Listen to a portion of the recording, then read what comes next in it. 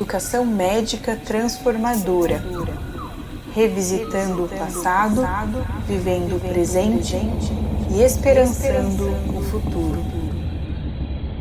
A tarefa mais importante de uma pessoa que vem ao mundo é criar algo. Somente uma escola centrada democraticamente no seu educando e na sua comunidade local, vivendo as suas circunstâncias, integrada com os seus problemas, levará os seus estudantes a uma nova postura diante dos problemas de seu contexto, a da intimidade com eles, a da pesquisa, em vez da mera, perigosa e enfadonha repetição de trechos e de afirmações desconectadas das suas condições de vida. Educação e atualidade brasileira.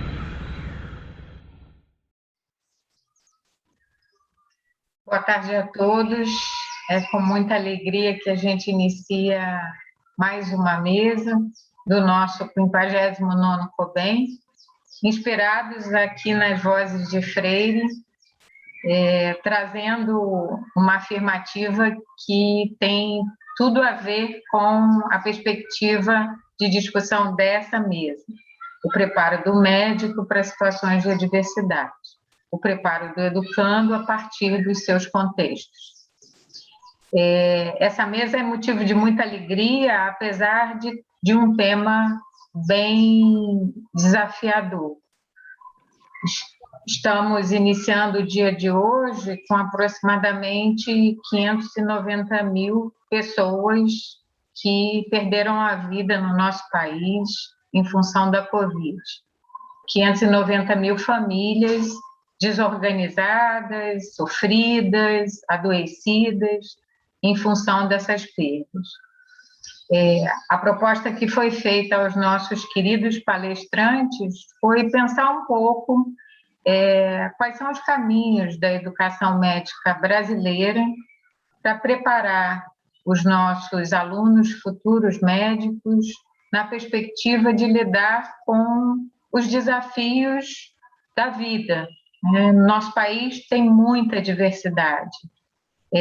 Fenômenos naturais começam a crescer em função das demandas climáticas, mas a violência urbana é um desafio, especialmente nas comunidades da periferia. A fome, a partir da pandemia da Covid, volta a ser uma ameaça no nosso país. Os desafios de acesso da nossa população ao sistema de saúde e também ao sistema educacional, que pode colaborar com a preservação da saúde, são também um grande desafio, e as iniquidades que se agravaram nesse período, todas relacionadas aos desafios nacionais que vivemos nesse momento. Para lidar com essas questões, para nos inspirar nesse desafio, nós convidamos 3 colegas que vão trazer suas experiências. Professor Davi, professora Eliana, professor Matheus. Independente do momento que vivem na sua vida, todos são os educadores que queremos ter ao nosso lado. Eu vou começar apresentando o professor Davi, que vai iniciar, então, a sua fala. Davi é médico formado na UFRJ e eu tive a alegria de conhecer quando ele fez residência de Medicina de Família e Comunidade na UERJ, que é a minha escola de origem. Davi é também médico especialista em saúde global pelo Instituto de Estudos Políticos de Paris. Ex-diretor médico da Organização Médicos Sem Fronteiras do Brasil, especialista sênior em saúde do Banco Mundial. A gente pediu ao Davi para nos levar numa viagem em relação a essas adversidades e desafios no âmbito mais global. Vamos ouvir Davi, então? Está com você a palavra, Davi.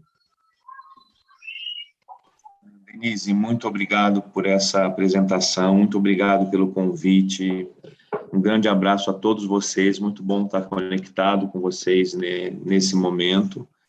Eu vejo esse tema como um tema realmente de ponta, de muito desafio no momento atual, que não só o Brasil, mas que o mundo inteiro vive, e eu espero que a gente consiga compartilhar alguns momentos, reflexões que são importantes, porque, de fato, eu acho que dá para dizer categoricamente que a forma como o nosso sistema de ensino está estruturado hoje ainda não está à altura de responder ou de preparar os nossos futuros médicos para responderem para esses desafios. Há muito ainda para caminhar por aí. Eu acho que, a partir disso, Paulo Freire realmente tem muito a nos dizer.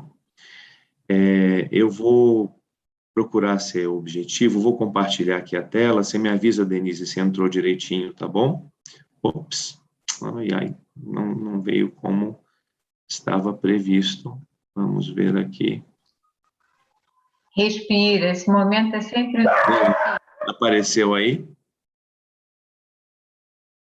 Não está compartilhando. Vamos com calma, então. Voltei aqui no Zoom, fechei. Vou aqui no Share Screen, não é isso?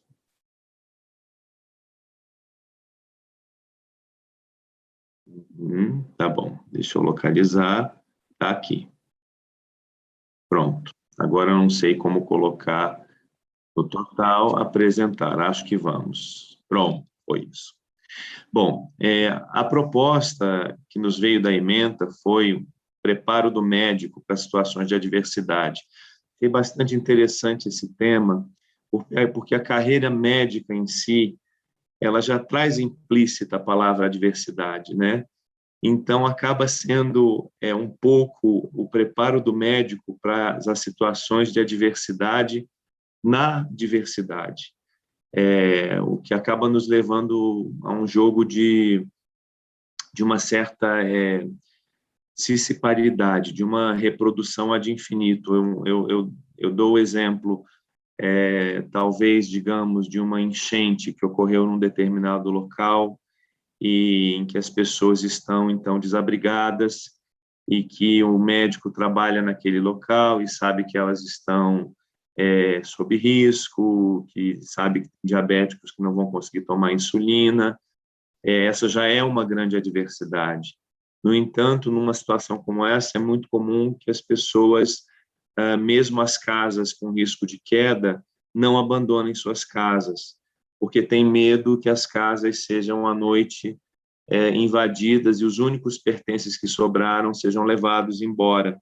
Então, olha aí, mais uma diversidade adicionada, as pessoas não querem sair de lá. Então, aí a gente vai vendo a complexidade que vai se desenhando diante desse profissional, né, que tem que chegar talvez para um paciente e confia nele e recomendar que ele deixe aquele local e, ao mesmo tempo, lidar com a resposta de que, doutor, mas se eu sair daqui, eu perco tudo que eu tenho.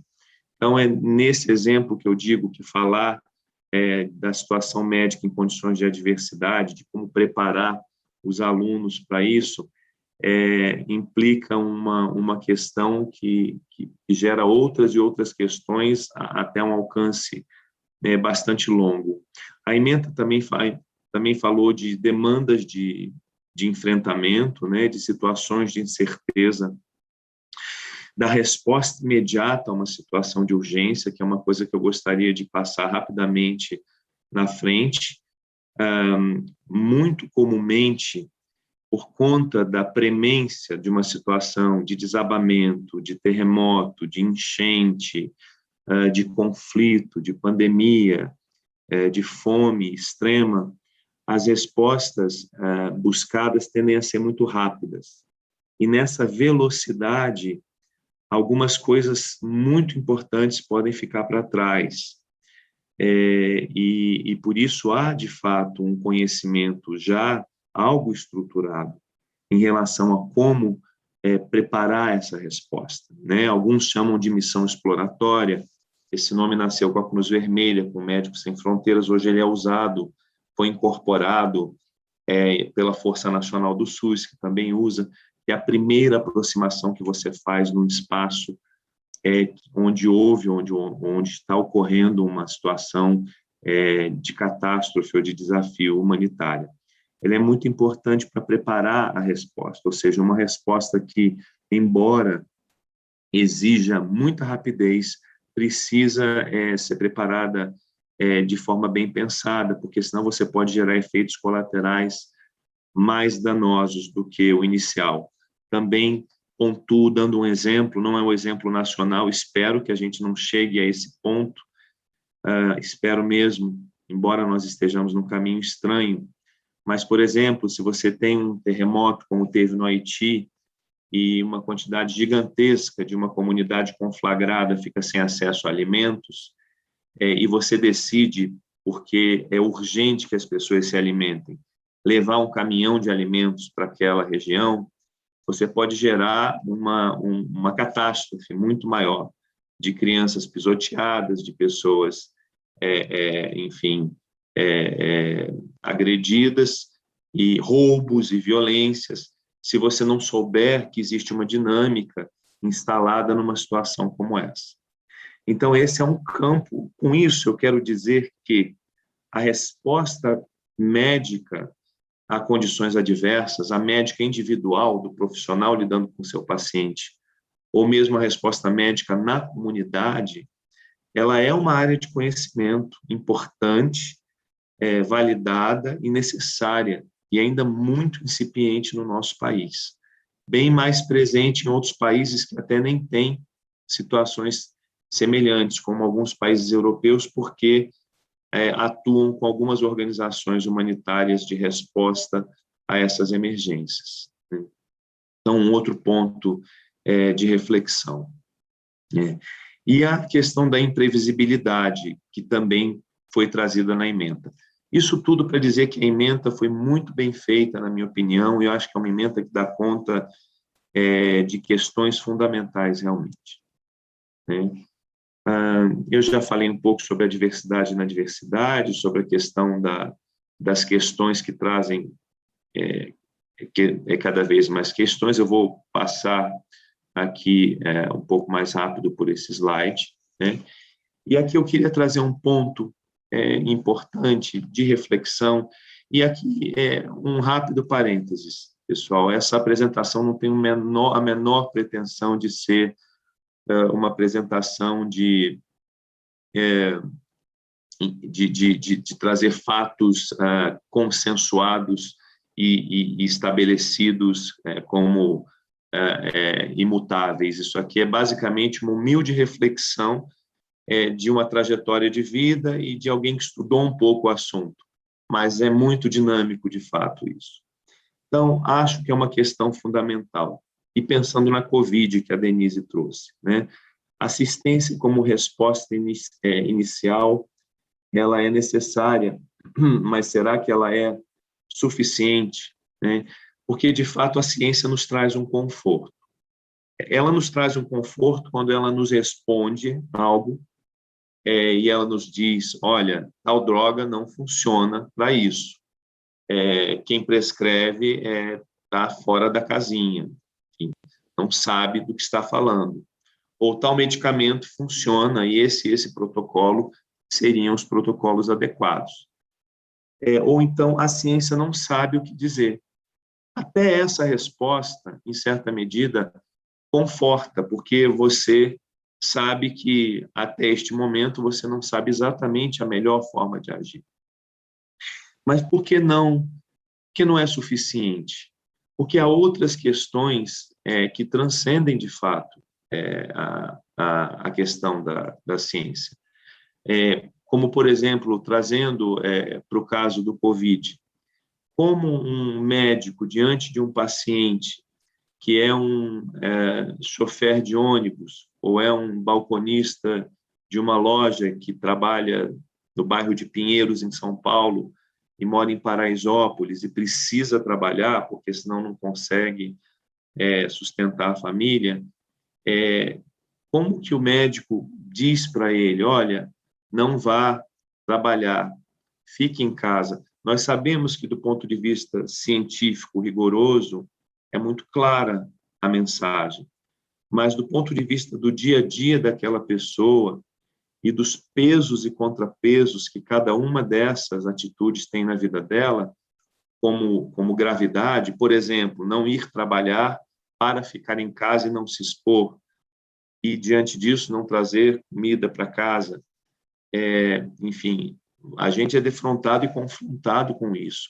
E isso a ciência, de fato, não responde. Enfim, usando o conceito de, sem querer entrar na discussão do conceito de ciência, porque isso, obviamente, é algo que foge aqui ao escopo da nossa conversa. Mas esse, sem dúvida, essa é uma questão presente. Eu dei aqui o exemplo do Covid, mas ela é presente de forma bem significativa em vários outros contextos. Tá? E aqui eu queria trazer uma palavra que é um conceito acadêmico importante, que é a palavra humanitária, a palavra humanitário. Né? A palavra humanitário ela é muito usada como a fulano é uma pessoa humanitária, ou, enfim, é uma pessoa, temos pensamentos muito humanitários, há até certas instituições com nome humanitário no termo, Secretaria Nacional de Assuntos Humanitários, eu já ouvi falar por aí, enfim, fundada recentemente no Brasil, todos usos que não têm a ver com o conceito acadêmico. Né? A palavra humanitário ela é justamente o contexto humanitário, é aquele contexto em que, por conta de uma situação limite, normalmente pandemias, conflitos, situações de fome, Denise cobriu muito bem, situações de fome extrema e massiva, grandes desigualdades sociais, o indivíduo é levado ao limite da sua dignidade, ou seja, ele já não tem mais acesso ao básico que a vida humana necessita. Água limpa, alimentação, talvez um abrigo. Então, neste momento, nós temos uma crise humanitária. E em crises humanitárias existe por trás todo um direito humanitário internacional que foi elaborado, enfim, na Convenção de Genebra e depois com vários aditivos, e que é bastante importante e relevante também, sobre o qual falamos um pouco no Brasil. A epidemia de Covid, por exemplo, ela se aplicaria muito e está muito, muito bem colocada sobre o guarda-chuva de uma crise humanitária. E se falou muito pouco nisso. Então, está aí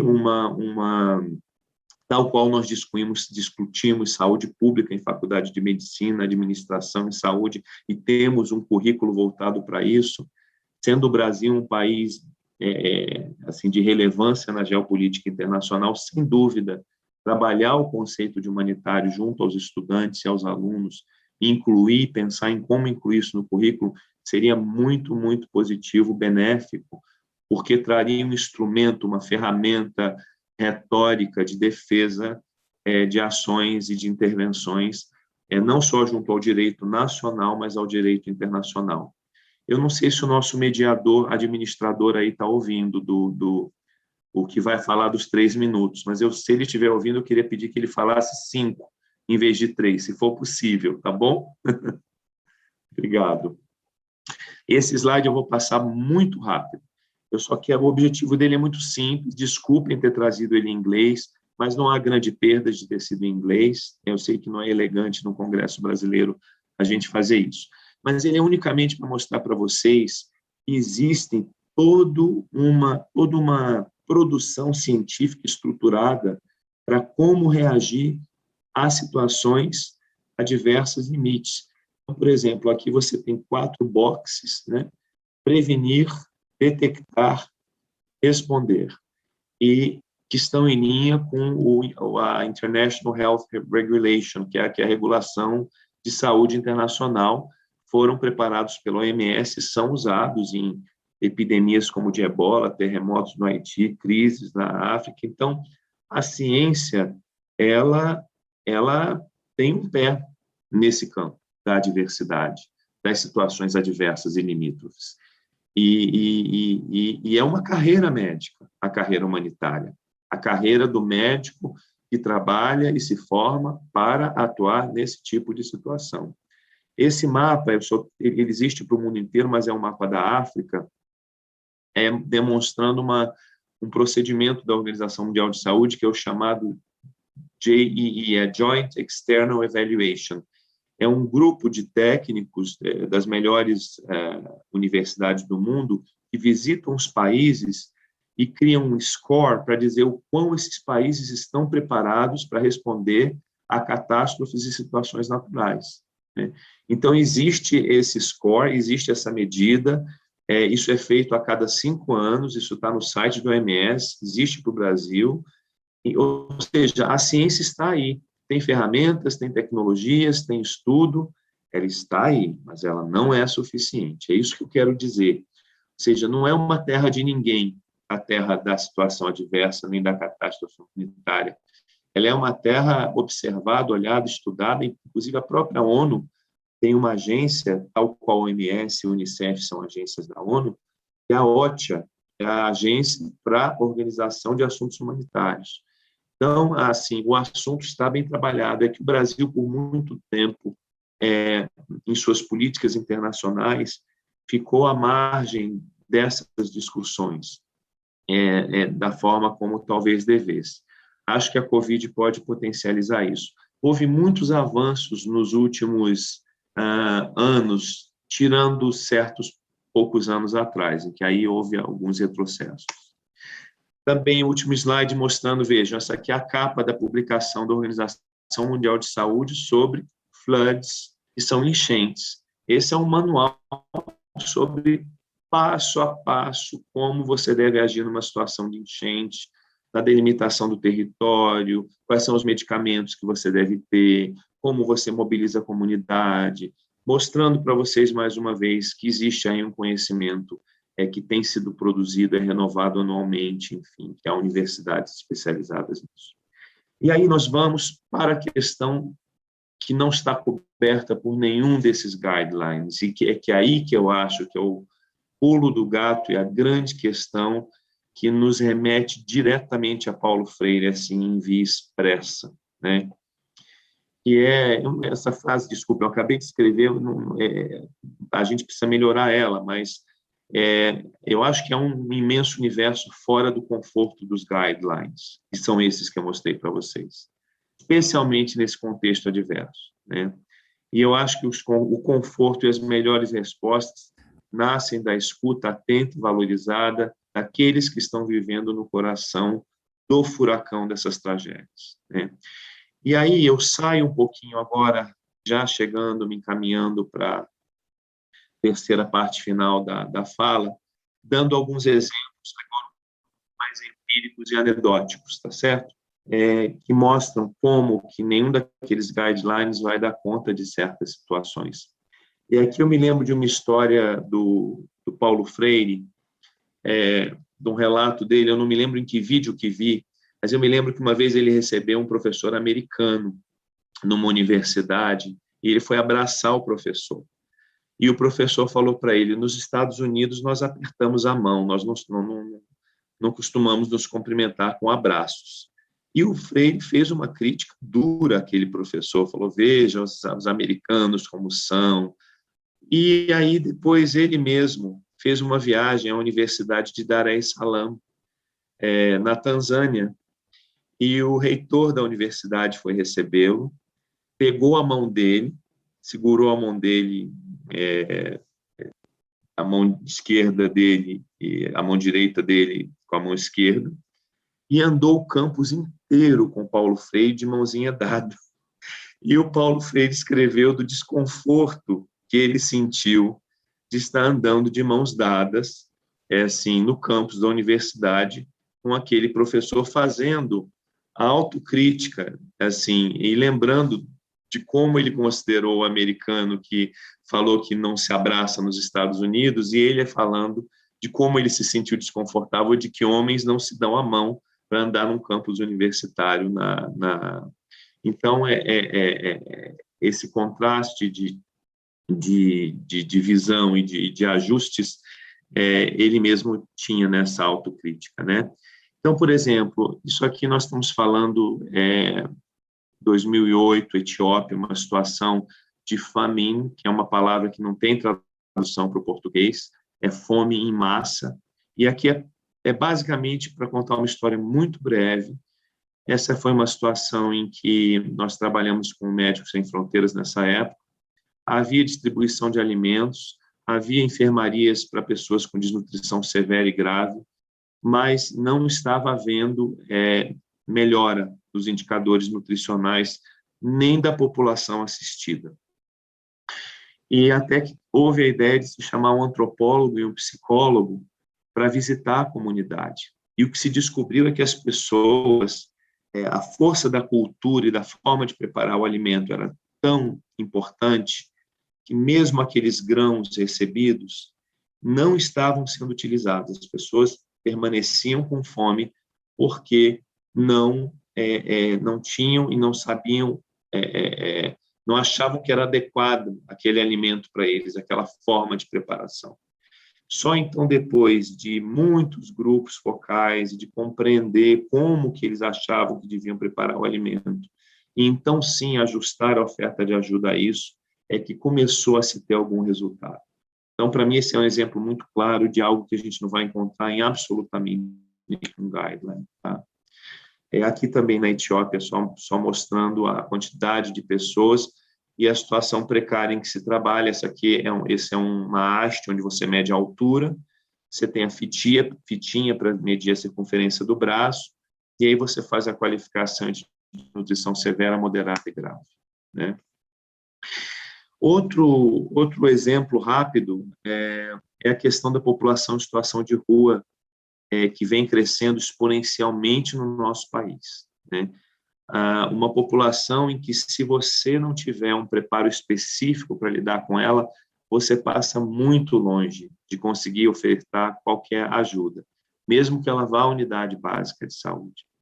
A relação da pessoa em situação de rua com a temporalidade, se você fala para ela assim, olha, toma o seu remédio de 8 em 8 horas, assim, a dificuldade dessa pessoa marcar 8 em 8 horas é muito difícil. A dificuldade dela lavar uma roupa é muito difícil. Normalmente eles jogam a roupa fora e pegam outra peça de roupa, e com isso medicamento vai junto. As narrativas, se você não tiver a tolerância de perceber que cada dia eles vão te contar uma história diferente sobre a vida deles, você nunca vai saber exatamente qual é a história verdadeira, e talvez não seja porque eles estão contando uma história errada, talvez seja porque nem mesmo eles sabem exatamente reconstruir a sua memória. São componentes muito particulares dessa população. É algo que a gente não vai ver nos bancos da escola. E talvez seja muito pretensioso e ambicioso da nossa parte achar que nós vamos dar conta, nos anos de formação médica, de cobrir todas essas áreas descobertas de conhecimento.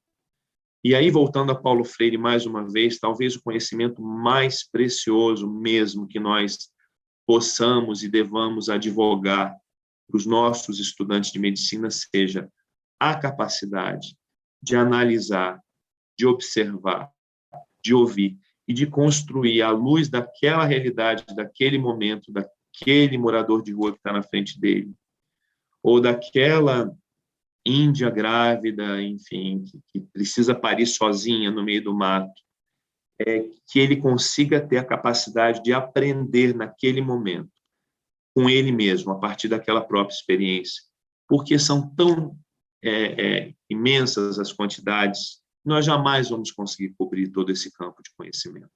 Então, talvez o grande campo a ser coberto seja, olhe, duvide do que você está olhando, né? E crie um método de ouvir, observar e, com humildade, tentar ir tateando e perceber o que é melhor para você. Outra questão que eu me lembro, antes agora do Afeganistão, anos atrás, lá atrás, quando o Talibã dominava, havia uma grande dúvida se ia se ofertar ou não cuidado às meninas especialmente as meninas e mulheres que viviam do outro lado. Não era possível viver no Afeganistão naquele período, mas havia uma cidadezinha na fronteira do Paquistão com o Afeganistão. Então, a ideia era pegar um avião monomotor, ir todo dia e voltar todo dia, ir atender as pessoas e voltar para dormir em segurança. Então, foi feita uma conversa com o Talibã, a portas fechadas, e a declaração do Talibã foi muito clara. Podem trabalhar, cuidar da saúde delas, tem que ser mulheres. Em hipótese alguma, se pode falar em educação ou fornecer nenhum tipo de informação. Se for nessas condições, ok. Se não, infelizmente, não vamos poder permitir. Então, um outro momento, um outro contexto que não tem fórmula pronta. Qual é a escolha que você vai fazer, né? Para concluir, pessoal, eu não sei como é que está a questão do tempo aí. Vou dar mais um pequeno exemplo que até hoje me intriga. Houve um período no Médicos Sem Fronteiras em que havia a intenção de abrir uma unidade de saúde num local onde, por conta das questões de violência urbana que você mencionou, Denise, não havia serviços de saúde, até havia, mas não havia profissionais que aceitassem trabalhar lá, porque o risco era muito grande. Então, nesse período, eu visitei algumas comunidades de Recife, de lugares muito violentos, mas acabamos escolhendo o Complexo do Alemão. E no Complexo do Alemão, havia uma unidade muito bem construída, muito bem feitinha, que tinha sido abandonada pela Prefeitura do Rio de Janeiro, porque não tinha como contratar profissionais. E então o Médicos Sem Fronteiras, e aí um parêntese sobre o Médicos Sem Fronteiras, foi uma instituição onde eu passei boa parte da minha vida profissional. Admiro, aprecio profundamente, uma grande escola, porém, de forma nenhuma, Médicos Sem Fronteiras é uma solução para nada, é um paliativo, não é algo que vai se estruturar, se integrar a um sistema de saúde, que é o que a gente, de fato, precisa para qualquer estado, qualquer lugar. Então, deixando bem claro que, quando eu falo em Médicos Sem Fronteiras, eu estou falando realmente numa solução paliativa com território restrito. Um belo trabalho, ensina muito, mas a gente precisa de muito, muito mais do que isso. Mas o que me intrigou nessa situação foi que, com o Médicos Sem Fronteiras, conseguiu-se restabelecer o posto, conseguiu-se contratar pessoas, não fosse um nível de salário muito maior, foram apenas alguns procedimentos padrão que foram estabelecidos.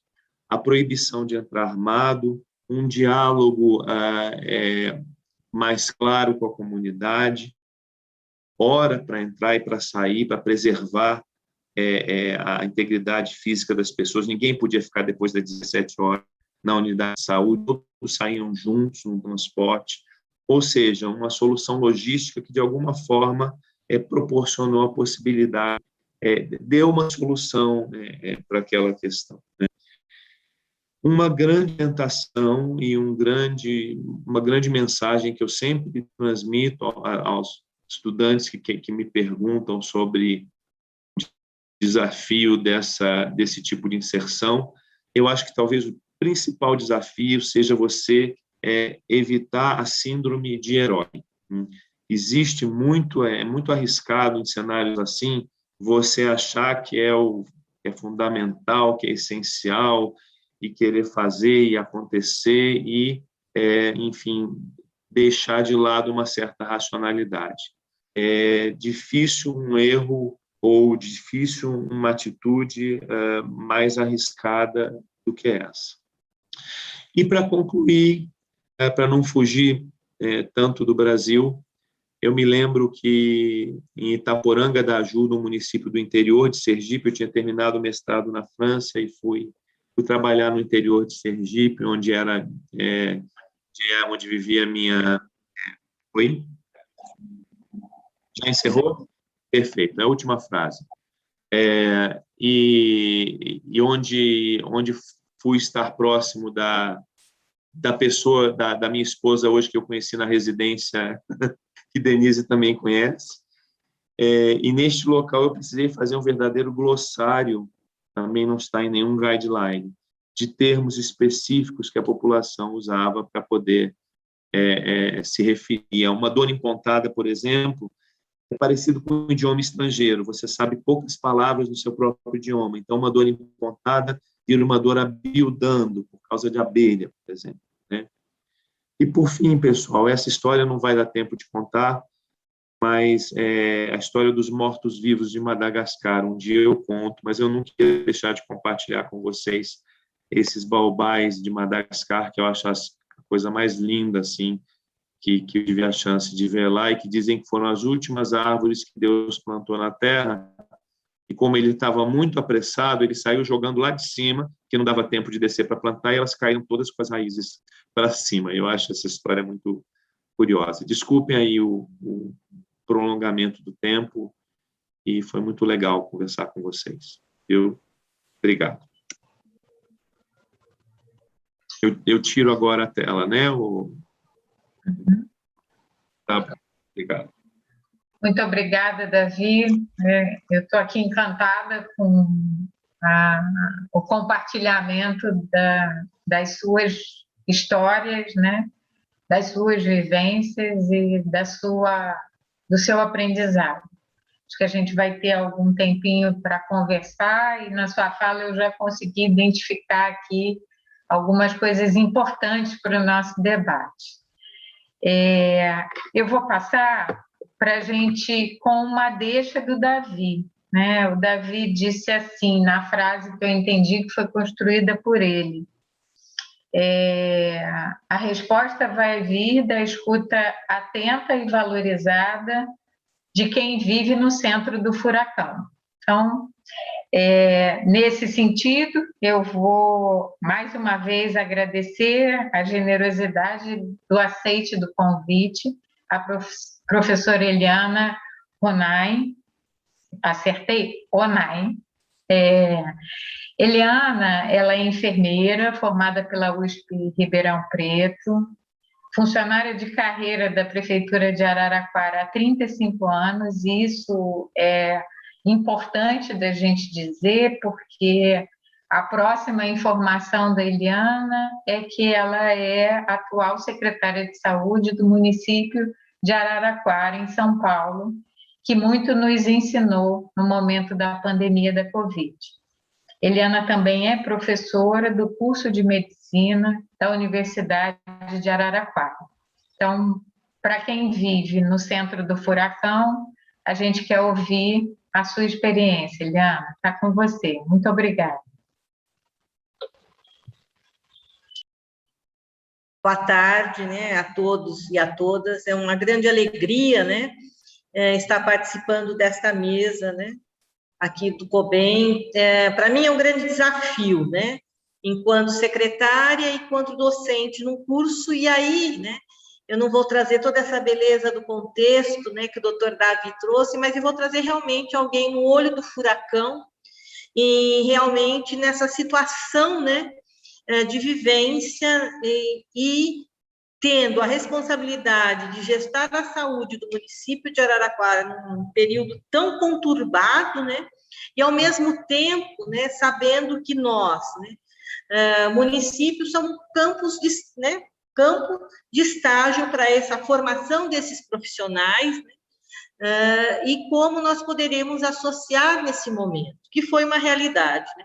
Acho que ninguém tem dúvida que a pandemia foi está sendo, né, uma das maiores catástrofes da nossa humanidade, né, algo totalmente inesperado, que não fugiu a ninguém, né, o doutor Davi trouxe algumas especificidades de alguns locais, mas isso, né, de realidades, né, de adversidades sofridas, mas que nós também nos pegamos totalmente, né, e mesmo em regiões como a nossa, numa situação totalmente, né, inesperada.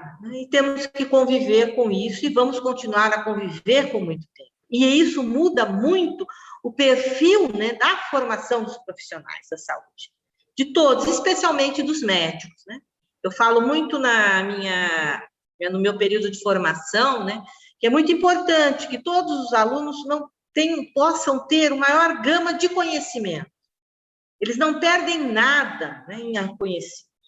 também de testar as habilidades, que esse foi um desse problema, porque muitas vezes o aluno entra com um perfil de que ele vai fazer uma determinada especialidade, apesar de hoje as nossas universidades terem que formar generalistas. Ah, não vou fazer isso porque eu não vou utilizar, eu não vou fazer isso. E no momento, né, se você não tiver todos os conhecimentos, se você não testar todas as suas habilidades e treinar as suas habilidades, você não consegue tomar uma atitude. E eu falo sempre que a linha que separa, né, na realidade, a vida da morte é uma linha extremamente tênue. Né? E que, independente de qualquer especialidade que o profissional da saúde seja, o médico, ele vai ser sempre o médico. Não adianta ele dizer que ele é dermatologista. Tá? Porque na hora que tiver uma parada cardíaca, algum momento que nós não tivemos que enfrentar aqui, que foi a convocação de todos os profissionais de saúde para atuar na pandemia. Nós não chegamos nesse momento, mas nós poderíamos chegar. E se os profissionais não estivessem preparados para isso, né, e não estão, porque a gente sabe disso, eu convivi com isso, chegou um momento que, para a gente contratar os profissionais para atuarem na pandemia, nós tínhamos que saber duas coisas. Você sabe passar um acesso, né? Um acesso venoso, fazer um acesso, você sabe, né? Entubar. Isso, o restante, nós vamos te ensinar. Nós vamos trabalhar com outros, com matriciamento muito grande. Então, essa foi a realidade, né? Que o Brasil, né? Passar um acesso interno, algo fundamentais. Né? Eu trouxe aqui uma apresentação que eu vou tentar para mostrar um pouquinho da realidade, eu vou passar muito rapidamente, né, para vocês verem, mas pontuando alguns casos, né, isso foi uma apresentação que eu até fiz no Congresso Brasileiro de Estratégia de Saúde da Família, né, de comunidade, para a gente poder ver. Então, vamos tentar aqui entrar na minha apresentação.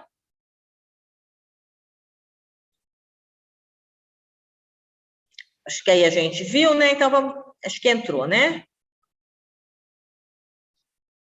Isso. Então, assim, né? Aqui a gente fala a experiência de Araraquara muito mais do que o lockdown. Por que lockdown? Porque Araraquara ficou conhecida no Brasil por ter feito um verdadeiro lockdown. Apanhamos muito, né? Mas foi o que a gente fez, né? Porque aí, né? Muita fala do doutor Davi, também eu queria falar um pouquinho, né, de Paulo Freire, quando ele fala que você tem que trazer o aluno para a sua realidade, do seu contexto. Foi isso que a gente tentou fazer aqui em Araraquara. Pegar todos os profissionais, né, e poder trazer em relação a essa proximidade. Né? Se tem três eixos fundamentais que foram aqui para o enfrentamento da Covid no município de Araraquara, o primeiro dele foi as parcerias com as universidades. Nós usamos toda a força, né, que nós temos das universidades, a Unesp, a Uniara, a USP de Ribeirão Preto, a UFSCar, cada um atuando na sua vertente, podendo nos auxiliar. Então, acho que isso foi fundamental. A segunda foi a comunicação, o diálogo, tanto com a população, quanto com os setores econômicos e sociais, que por mais resistência pudessem ter, né, eles foram fundamentais, porque eles sabiam que as medidas que nós estávamos fazendo eram necessárias naquele momento. E outra coisa, a gente se baseou aqui pela ciência. É a ciência que deu a condução do processo de enfrentamento aqui em Araraquara. O terceiro eixo, né, fundamental, é a rede de solidariedade. Davi colocou isso muito bem, né, doutor Davi, que não adianta eu chegar para a pessoa e falar, você vai ficar em quarentena, você, no início, 14 dias, você e sua família sem sair de casa, sendo que ele é um trabalhador informal, é um catador de inservíveis, é uma manicure, é um pedreiro, é um servente de pedreiro, e que ele tem que sair nesse dia para trabalhar, para poder compor comida na sua família. Então, se você não tiver uma rede de solidariedade, eu acho que esses foram esses três eixos, né, que foram fundamentais no processo da condução do processo de Araraquara, né? Então, Araraquara tem aí 32 equipes de estratégia de saúde da família, em 24 unidades, ainda tenho 10 equipes do modelo tradicional, então, na realidade, aí está um mapinha, né? A atenção primária, ela foi fundamental. Se eu não tiver uma atenção primária fortalecida e profissionais, é o que eu falo, na formação dos alunos, vocês quem trabalha na atenção primária são os melhores profissionais. Porque se vocês acham que o especialista ele é muito específico. O generalista que a gente quer formar, com o perfil para o Sistema Único de Saúde, é aquele que vai resolver 80% dos problemas de clínica médica, de ginecologia, obstetrícia e de pediatria. Vocês são os melhores profissionais. Então, se a gente não tiver uma atenção primária estruturada, tá? Como é que a gente faz? E aí a gente começou a fazer o quê? Junto com as universidades, nós criamos aqui o comitê científico. Foi esse comitê científico que disse que Araraquara tinha que fazer lockdown. Quem era constituído o comitê científico? Todas as universidades. Tá? As universidades que fazem parte. Todos os diretores clínicos dos hospitais públicos e privados que atendem Covid. Tá? E a Secretaria Municipal de Saúde. Certo? E aí a gente começou. Quem construiu esse fluxograma? As universidades do manejo clínico, certo? Nós fizemos o que, o município? Construímos uma unidade de referência, teleatendimento, Disque Saúde, aí sim, nós já trouxemos os alunos. Quem tocou para a gente, toca ainda o Disque Saúde hoje aqui, são os alunos do curso de medicina. E hoje a gente faz também, tá? O quê? Um telemonitoramento de todos os positivados, né? Por conta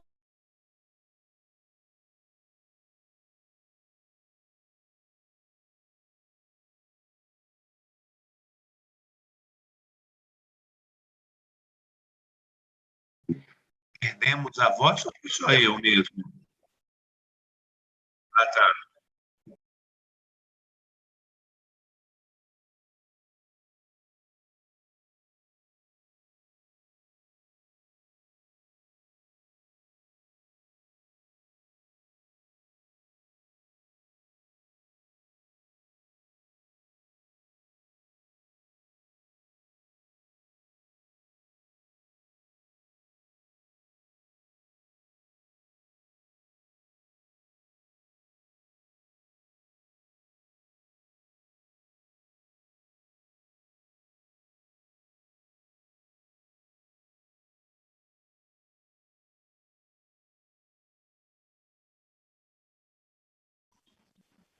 Falando de adversidades, a gente está vivendo uma muito comum no ambiente virtual. A professora Eliana acaba de perder a conexão, a gente está aguardando que ela retorne, e nesse intervalinho eu já vou tentando fazer umas costuras aqui em relação às falas que Eliana já trouxe, Davi também já trouxe para a gente. E se demorar mais um pouquinho, a gente passa para o Matheus e depois a Eliana segue. Eu só queria destacar, né, algumas respostas de uma pergunta muito difícil que a gente fez para a mesa, né, como preparar o médico para situações de adversidade, que eu acho que o Davi e a Eliana já começaram a sinalizar, né? A importância da gente entender que, para além da ciência da saúde, existem questões políticas e econômicas que interferem nas respostas das pessoas às questões de saúde, a importância da gente discutir na perspectiva de uma escola que tem responsabilidade social os conceitos de direito humanitário, a importância de nossas escolas trabalharem com nossos alunos as competências culturais, a capacidade de acolher o diferente, de compreender escolhas diferentes que não são necessariamente melhores ou piores do que as minhas, mas fazem parte da cultura do outro, e que para cuidar eu vou precisar entender para conseguir até me comunicar numa linguagem que ele entenda e que a gente consiga oferecer o cuidado. A história que Davi conta me lembrou a história das benzedeiras do Ceará, né? Que a população não usava o soro oral para as crianças até o momento em que as benzedeiras entraram nas unidades da atenção primária, as unidades de saúde, e passaram a benzer o soro. E aí a comunidade entende que isso faz parte da sua história. Então, desenvolver a competência cultural, aprender com suas experiências de forma reflexiva e com suporte, né? Autonomia não é abandono, a gente precisa cuidar e suportar, sem síndrome de herói, então não dá para fazer nada disso sozinho, a gente precisa sair da competição e chegar na colaboração. Eliana trouxe a necessidade de testar as habilidades, né? Na perspectiva de se perceber, na perspectiva de autoavaliação, e nesse momento no nosso país, com diretrizes que já apontam a formação desejada de um médico generalista, a gente trabalhar na perspectiva de valorizar esse profissional, né? O generalista, o profissional da atenção primária, que até hoje, na competição de mercado, não necessariamente são os profissionais mais valorizados do nosso país. Nesse inteirinho, a Eliana não voltou, então eu vou fazer o seguinte, eu vou chamar o Matheus para que a gente converse com ele e, na perspectiva do retorno da Eliana, a gente termina, né, de se embeber da fala da experiência de Araraquara, que certamente é uma experiência importante. Matheus Evangelista Siqueira, ele é um goiano de Anápolis, que foi estudar lá no Rio Grande do Sul, mas que sonha em ser médico em Minas Gerais. Isso não estava no currículo, né? A gente aprende nas entrelinhas. Acadêmico do 9º período da Universidade Federal do Rio Grande, a FURG, coordenador discente da Regional Sul 1 da ABEM, que compreende o Rio Grande do Sul, e participa da coordenação geral do Diretório Acadêmico Francisco Martins Bastos. Então, Matheus, vivendo o imprevisto, agora a fala está com você. As atividades já começam agora, né? Boa tarde, pessoal. Realmente é uma honra estar dividindo essa mesa com o professor Davi, professora Denise e professora Eliana, né? Eu vou compartilhar aqui meus slides, vou tentar pelo menos passar um pouquinho da visão dos estudantes, né, sobre essa temática. Deixa eu só ver. Estão enxergando? Tá bem. O tema da mesa, né, foi sobre o preparo do médico para situações de adversidades. E eu acho que a gente pode começar conversando sobre o que seria diversidade na prática médica, né? A diversidade seria algo que foge do habitual, né? Um obstáculo, uma dificuldade, aquilo talvez para o qual a gente não foi exatamente treinado, preparado e surge na nossa prática, né?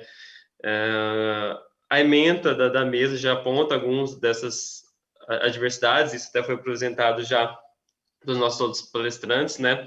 A própria questão da pandemia do Covid foi, com certeza, uma grande adversidade que permeou a educação médica nesses 2 últimos anos, né? E tem sido um desafio constante na discussão da educação médica, seja na adaptação para o sistema híbrido, seja para o desenvolvimento de novas formas de atividades práticas, seja também nos novos campos de atuação dos recém-ingressos, né? A questão também, por exemplo, de desastres naturais, como, por exemplo, a ementa do Brumadinho, a gente pode citar diversas outras situações de desastres para quais a gente não consegue se preparar especificamente para elas, né? Mas que acabam surgindo no nosso contexto de atuação. E também, a gente pensando em adversidades, também a gente pode pensar em adversidades mais estruturais, né? Como limitações de recursos, contextos que talvez a gente não tenha tido contato e surge como um obstáculo naquela prática ideal que a gente consegue visualizar de forma teórica durante o ensino, né? Todas essas situações são situações de adversidades. Eu acho que a questão que a gente tem que pensar é previsibilidade, né? Durante a formação médica, a gente não consegue prever quais vão ser todas as situações de adversidades, mas a gente pode tentar atuar nisso, né? E eu acho que a primeira pergunta, assim, a segunda pergunta que a gente faz, né, é: a escola médica ela tem preparado estudantes para situações de diversidade? Eu vou focar um pouco aqui mais pensando no espaço de que a gente tem maior atividade prática, né, que seria no internato os 2 últimos anos, algumas universidades 3, né, mas também a gente pode pensar isso também do primeiro a quarto ano, nessa questão de preparação, né. Se a diversidade é uma situação que é imprevisível e pensando em educação médica seria impossível a gente prever todas as situações adversas, como que a gente pode pensar então em preparar os estudantes, né? E eu acho que isso até a colega de mesa aqui, a Eliana, já falou um pouquinho também sobre isso, né? Sobre a questão da importância das habilidades, né? A gente desenvolver nos estudantes habilidades para lidar com essas situações é o que com certeza vai fazer a diferença nessa perspectiva. E uma coisa importante que eu acho que a gente tem que pensar também são os espaços de prática que a gente tem colocado os estudantes, né? E isso, quando a gente pensa no contexto da educação médica, né, a gente pensa nos hospitais, nas unidades de pronto atendimento, nos centros de apoio psicossocial, nas UBSs, nas salas de aula, enfim, são todos espaços de prática que a gente pensa para os estudantes, e muitas vezes esses espaços práticos acabam tendo um enfoque maior de ensino que talvez não seja exatamente o que a gente vai vislumbrar depois que a gente se formar, né? Hoje a gente tem um perfil de aluno no Brasil, isso mostra as pesquisas, né, de perfil de recém-ingresso,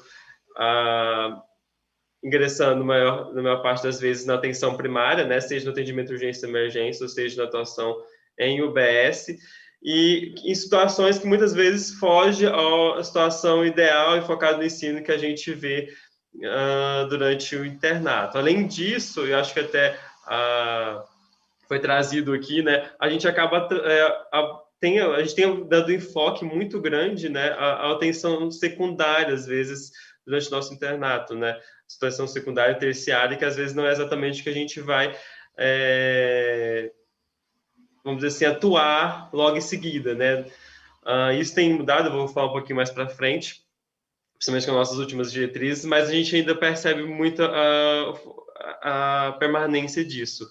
Eu acho interessante a gente falar de internato também, porque muitas vezes e eu vejo isso dentro das instituições, não só na minha instituição, como em outras instituições também, por ter sido da ABEM e também da DENEM, a gente acaba tendo um contato com outras universidades, a gente vê a dificuldade que é discutir sobre internato. Eu acho que a gente ainda tem algumas situações muito engessadas ainda no internato. Até durante esse ano teve um congresso gaúcho de educação médica e a gente falou um pouco sobre isso, né?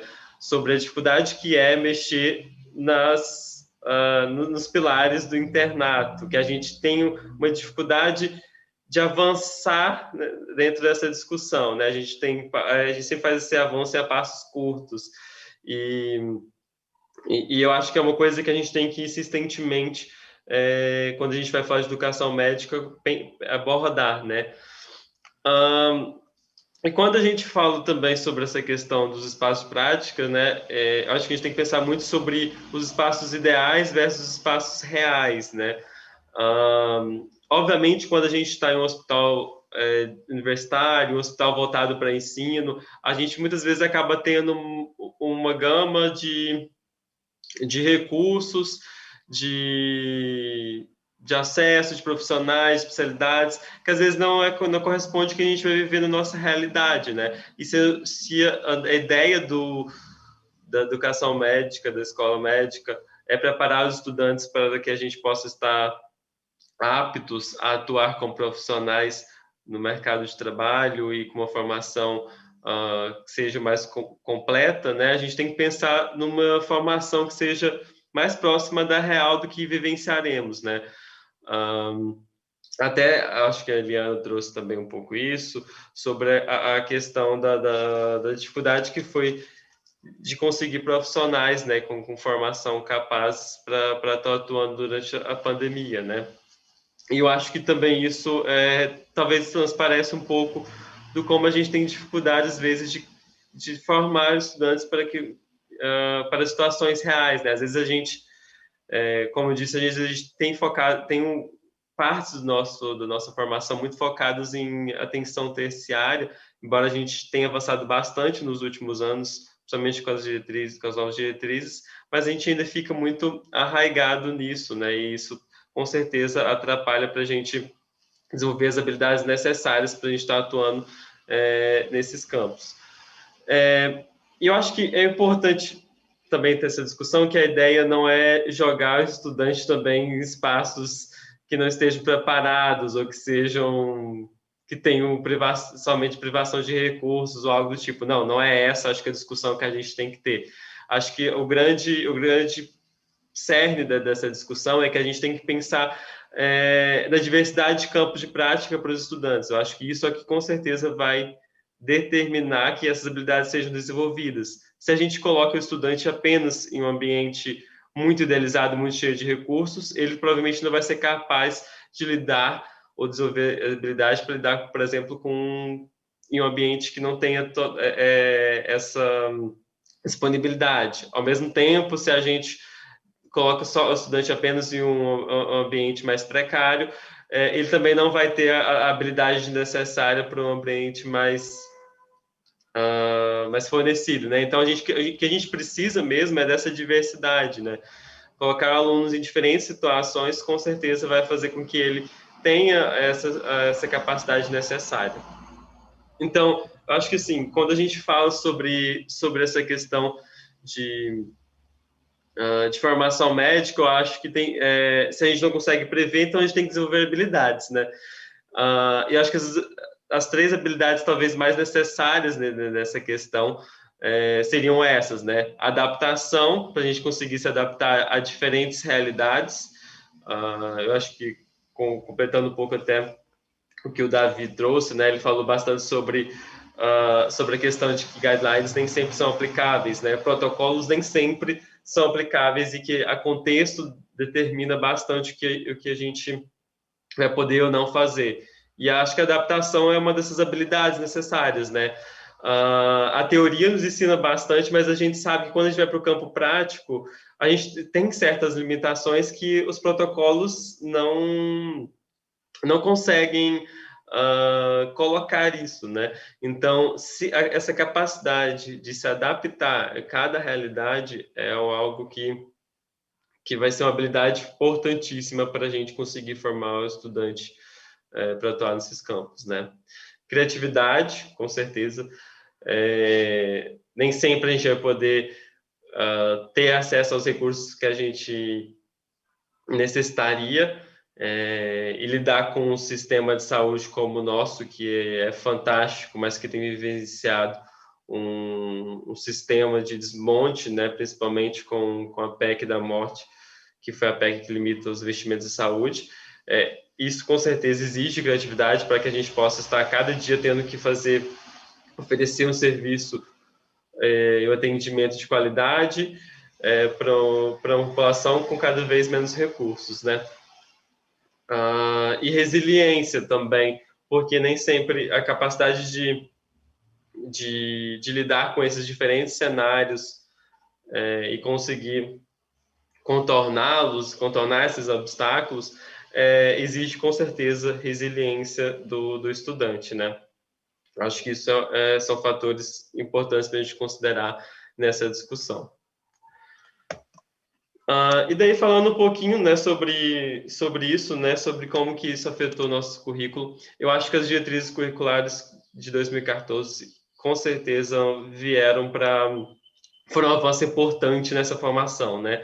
Quando a gente coloca que 30% do internato deve ser desenvolvido na atenção primária de saúde, né? Seja, por exemplo, na área de urgência e emergência, seja na área da atenção básica, né, no contexto da medicina de família e comunidade, a gente consegue vislumbrar um avanço nesse sentido, nessa formação, né? Isso aqui são os espaços que proporcionam, talvez, o desenvolvimento dessas habilidades para os estudantes e acabam sendo os espaços em que os recém-formados acabam atuando mais, né? Então, a importância de ter isso na formação e de, com certeza, prepara o estudante. Outra coisa que eu acho que é importante, e talvez a Eliana, eu creio que ela ia falar isso na fala dela, não sei se, enfim, se ela talvez pensou também em falar sobre essa abordagem, mas foi sobre a questão do Brasil Conta Comigo, né? Que eu acho que, com certeza, a pandemia foi uma situação de adversidade muito grande, né? Que a gente venceu, com certeza, predominou nesses 2 anos, e não dá para a gente falar sobre isso sem a discussão de educação médica nesse contexto sem falar desse programa do Brasil Conta Comigo, né? Se a gente fala sobre a importância que é a inserção dos estudantes em diferentes cenários de prática, e quando a gente tem uma pandemia, com certeza é um cenário de prática relevante, mas a gente não pode esquecer sobre a importância da gente sempre ter formação em vistas, né? O internato, a atividade prática do curso de medicina, ele é uma atividade que tem a função e objetivo de ensino, né? Não é de tocar demanda. E eu acho que a gente tem que pensar muito sobre como esse projeto foi feito, né? Eu sou uma pessoa bastante crítica com relação a esse programa, porque eu creio que foi uma maneira de conseguir arcar com uma demanda de trabalho e uma maneira de conseguir uma mão de obra através da formação de estudantes, através da inserção de estudantes, né? Mas não da formação destes, até porque não tinha nenhuma segurança sobre a qualidade de formação ou de ensino que a gente teria nesses espaços. Então, é importante, sim, que a gente prepare os estudantes, mas que a gente não pense nos espaços práticos somente como espaços de apenas demanda de serviço ou algo do tipo, né? A gente tem que pensar sempre na formação e no ensino. Se o Brasil Conta Comigo não tinha esse objetivo, eu acho que quando a gente pensa na educação médica, a gente não pode jamais esquecer que o principal é a formação. Então, pensando nessa diversidade que foi a Covid, né? Não dá para a gente ignorar isso. E eu gostaria também de fazer um relato pessoal que eu acho que talvez ilustre um pouco essa questão da diversidade de campos de prática, né? Eu comecei o internato agora em maio, junho, e o primeiro estágio que eu passei era medicina de família e comunidade, né? E aqui na cidade de Rio Grande a gente estava com espaços de prática um pouco reduzidos e surgiu a possibilidade de fazer um estágio no local que nunca tinha recebido estudantes ainda, que era numa ilha. A médica, enfim, tinha formação para preceptoria, mas nenhum estudante tinha, vamos dizer assim, se aventurado por lá. E daí, eu e meu colega, a gente decidiu fazer esse estágio, e que foi na ilha chamada Ilha dos Marinheiros, e que eu acho que talvez ilustre um pouco sobre essa diversidade de campos de prática que a gente deve pensar, né? Só para contextualizar, assim, eu acho que fica interessante quando a gente consegue dar uma experiência prática de vivência. Eu acho que, com certeza, isso marca mais qualquer fala, né?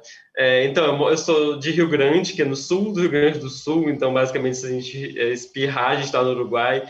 E quando eu fiz esse estágio, foi nessa ilha, aqui que está acima, que eu estou apontando, que foi na Ilha dos Marinheiros, né? Então, basicamente, para a gente chegar até lá, eu tinha que pegar um barco. Era possível chegar de carro, mas era uma distância de 50 quilômetros. E foi uma vivência totalmente diferente do que tudo que eu já vivenciei durante a graduação, né? A gente passa pela atenção primária, em todas as séries, mas nunca tinha vivenciado uma experiência dessa. Lá ela acaba sendo uma zona rural, né? Como vocês podem ver, é apenas uma rua na ilha inteira, mas foi bastante interessante porque a gente lidou com desafios de uma população, de um serviço, muito diferentes do que eu tinha vivenciado durante a graduação até então. Então, já começa aqui pela dificuldade de acesso, né? A gente demorava mais ou menos 1 hora, era 30 minutos de barco, mais 30 minutos caminhando até chegar a essa OBS. E aqui, só para vocês terem uma foto de como é que era a entrada do posto de saúde, né? Não tinha nenhuma farmácia na ilha, todos os recursos de saúde realmente vinham do posto de saúde, e a gente tinha que desenvolver, com certeza, uma criatividade em relação à forma como a gente teria que conduzir os casos e como a gente teria desenvolver o tratamento dos pacientes, né? A gente tinha que considerar várias perspectivas que talvez a gente, numa UBS da cidade, a gente não considerava. A capacidade de resolução era diferenciada, né? A gente tinha como a condução era muito difícil, a gente tinha que tentar resolver muito mais do que se fosse uma UBS numa cidade, talvez, situações que tinham ali, porque os pacientes eles não tinham condições de deslocar até a cidade.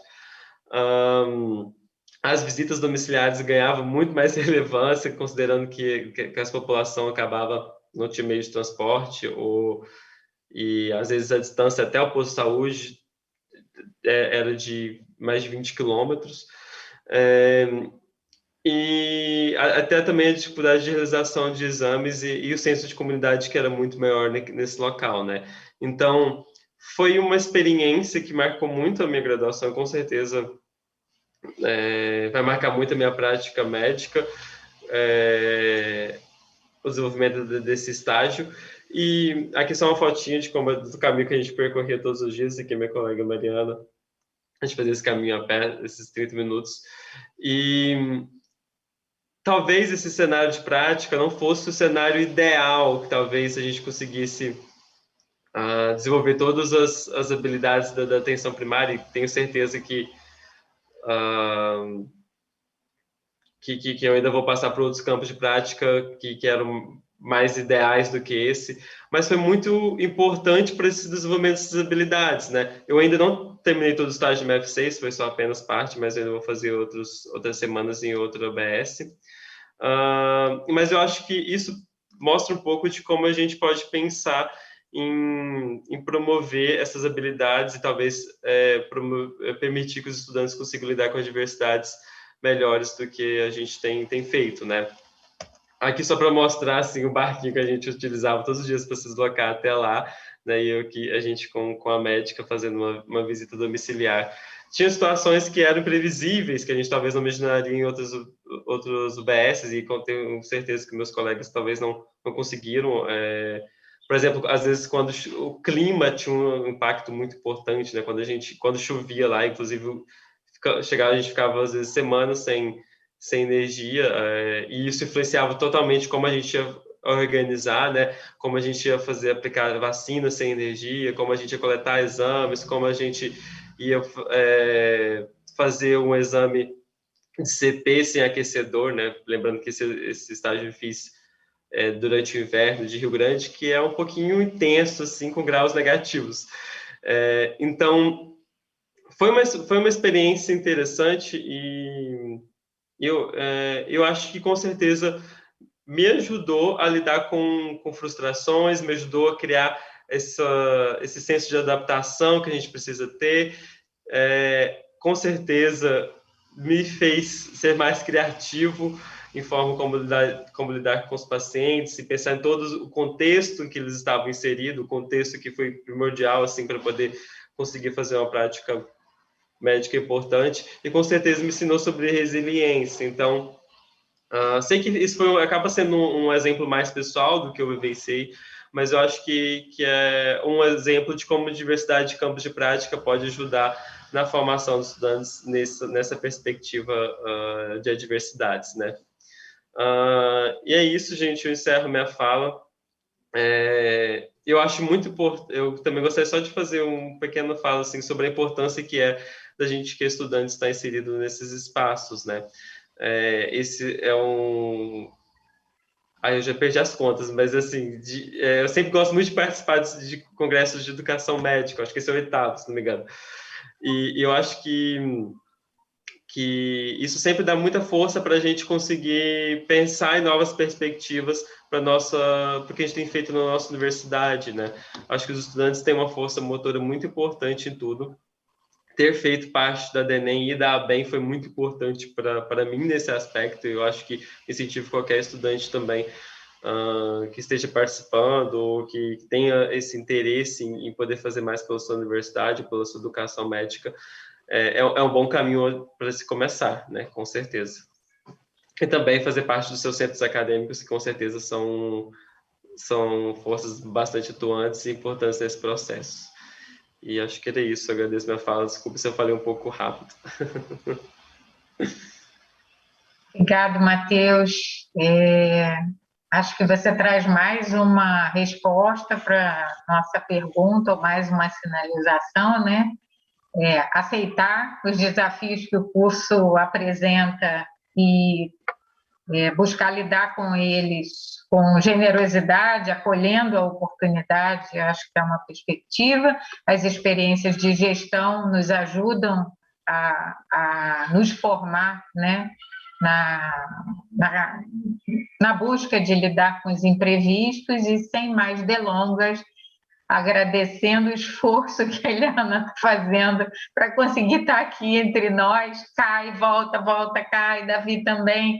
Acho que a mesa está temperada com desafios. Eliana, nós estamos aqui ávidos por finalizar ouvindo você. Muito obrigada. Aqui virou, mas a gente conseguiu. Deixa eu só pôr lá eu vou gastar, não sei, um tempinho a nossa apresentação aqui e para a gente caminhar.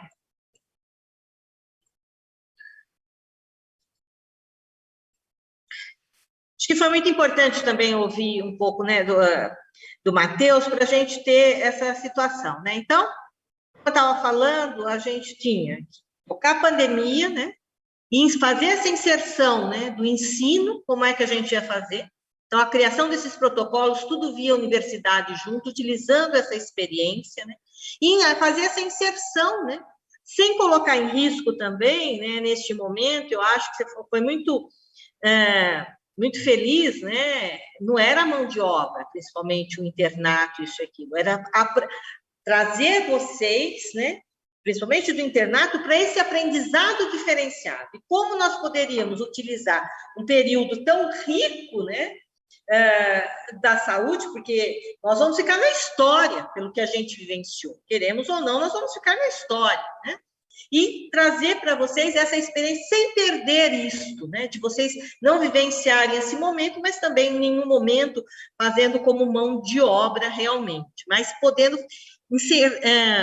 reforçar muito esse campo do aprendizado de vocês, né?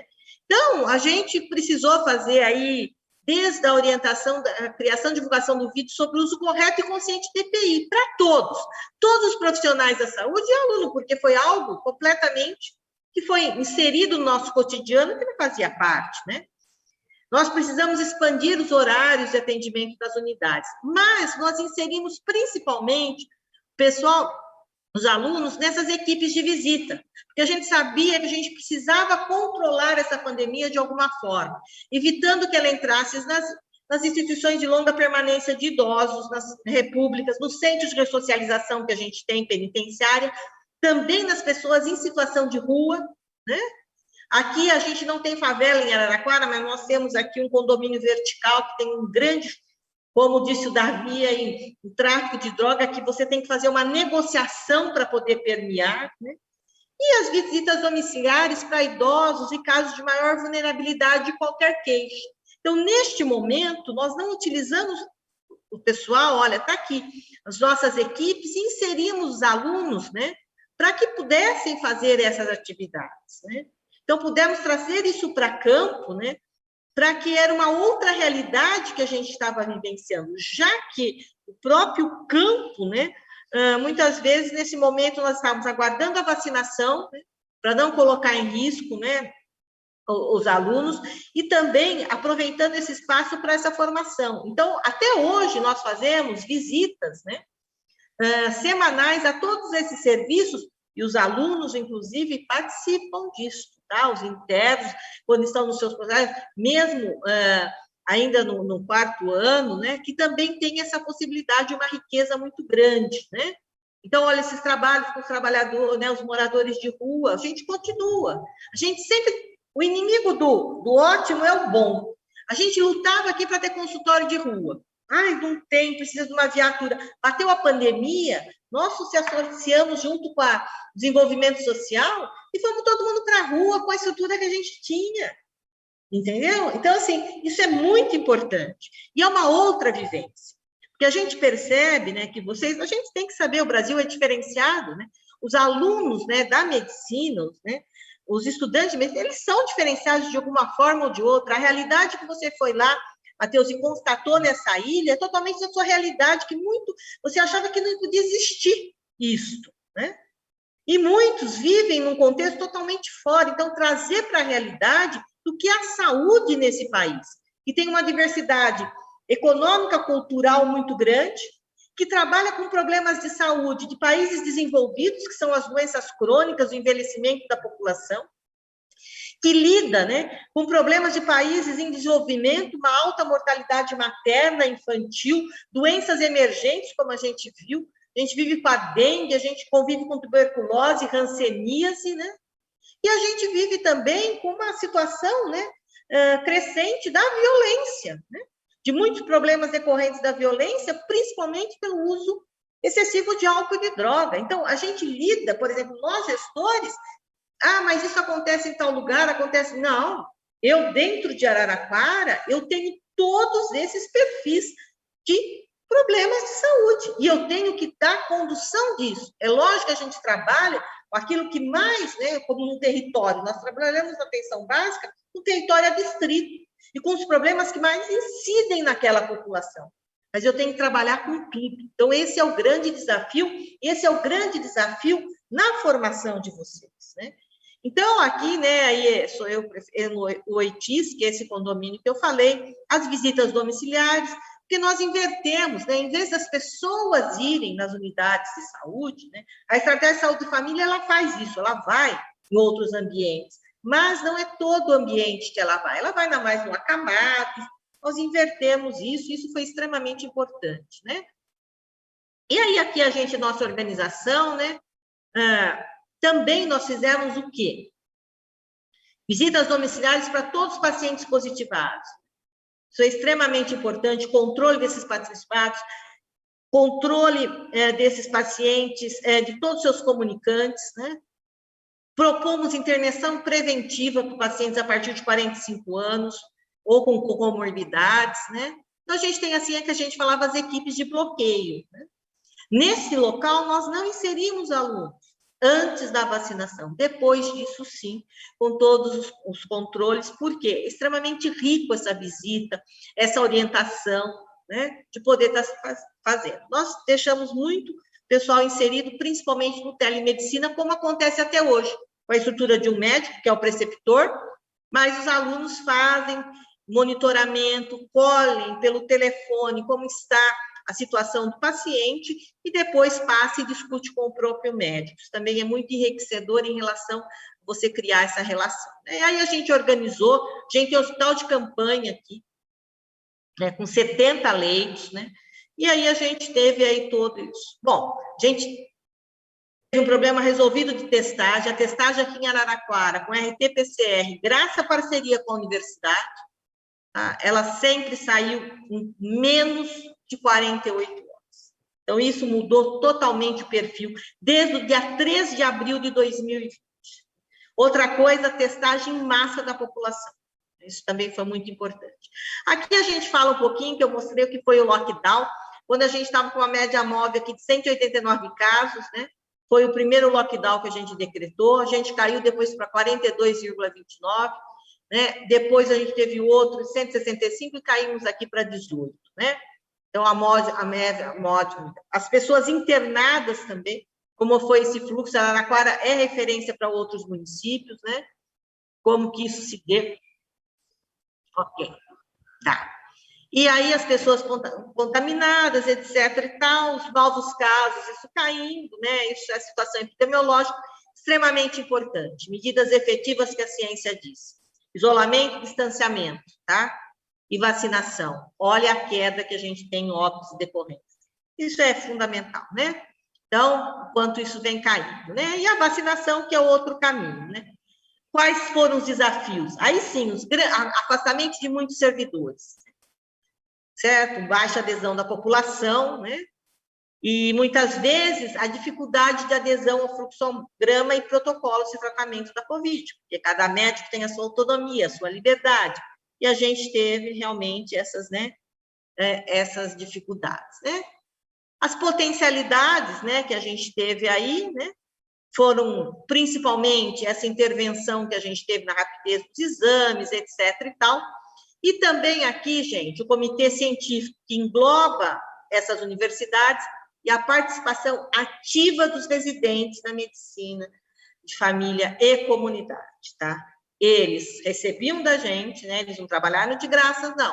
Eles tinham que cumprir uma carga horária, né, e após isso, no horário estendido, eles nos auxiliaram muito, muito, muito no atendimento. Foi extremamente importante isso, né?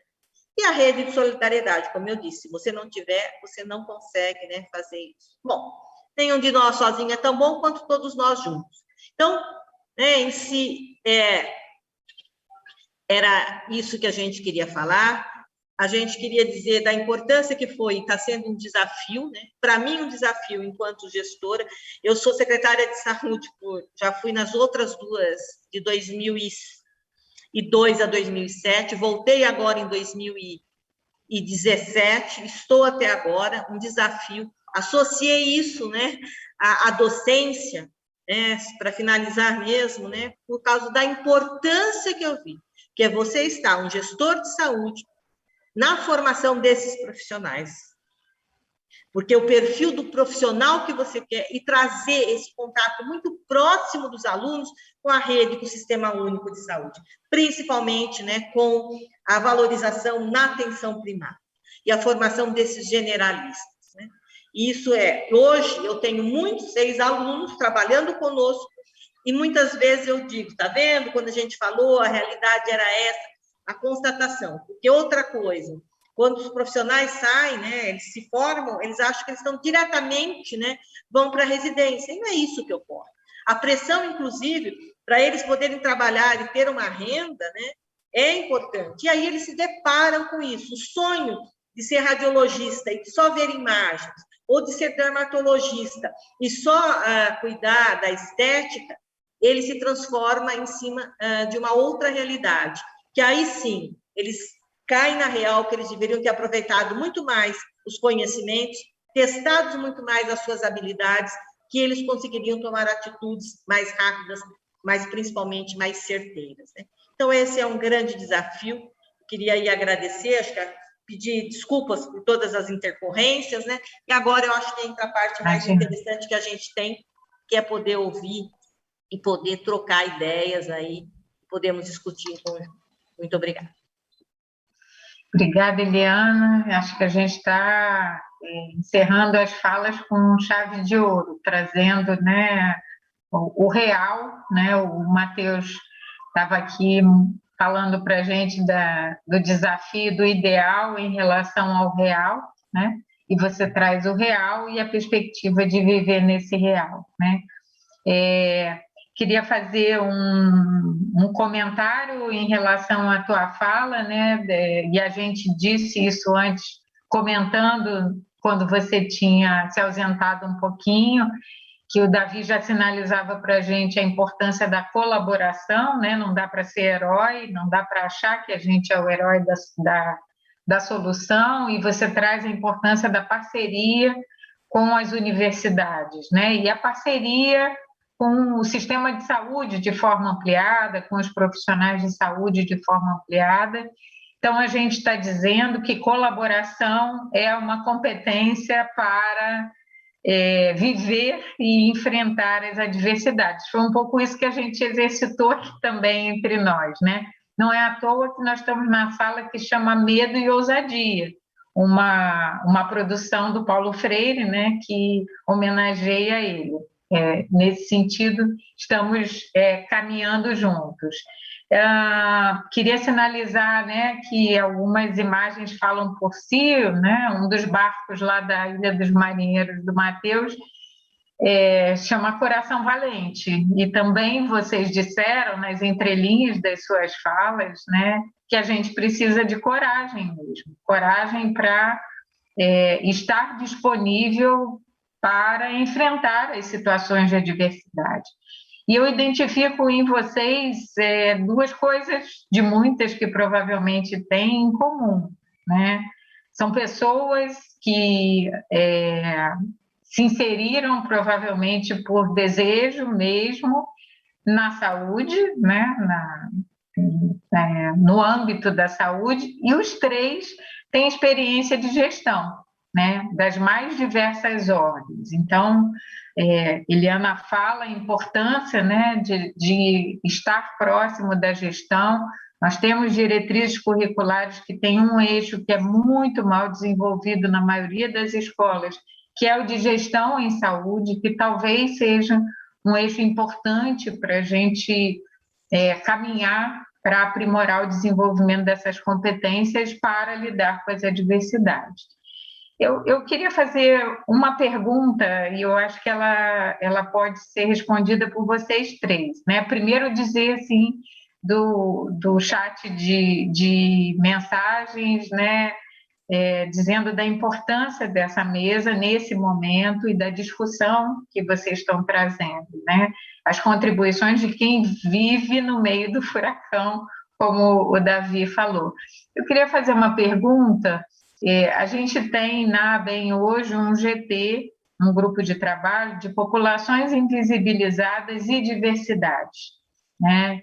Entendendo que a gente precisa levar, né, com o exemplo, com consistência, a mensagem de que isso é significativo, precisamos produzir e trabalhar em nome dessas populações.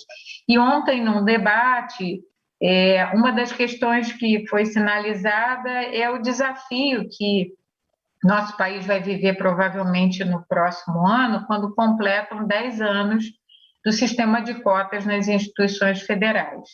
A minha pergunta vocês acham que o sistema de cotas, que leva para dentro da universidade pessoas que viveram sua formação na instituição pública, ou pessoas com diferentes, né, identidades étnicas, ou pessoas com deficiência, vocês acham que isso pode, né, fomentar dentro da universidade e a partir da saída desses profissionais uma maior dedicação a lidar com as populações invisibilizadas, as populações que vocês sinalizaram, e até já trazerem em si, né, pelo percurso de vida que tiveram, experiências que podem, ao ser trocadas com seus pares, promover uma formação mais integral no sentido de competente para lidar com as adversidades? As cotas podem ser uma resposta para que a gente tenha uma formação mais adequada, pelo impacto intrínseco da universidade e pelo impacto extrínseco na sociedade? Queria ouvir vocês nesses poucos minutinhos que nos restam.